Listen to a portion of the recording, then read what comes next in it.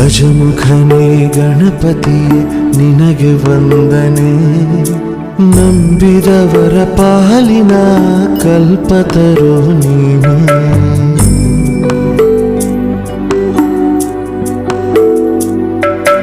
ಗಜಮುಖನೇ ಗಣಪತಿಯೇ ನಿನಗೆ ವಂದನೆ, ನಂಬಿದವರ ಪಾಲಿನ ಕಲ್ಪತರು ನೀನೇ.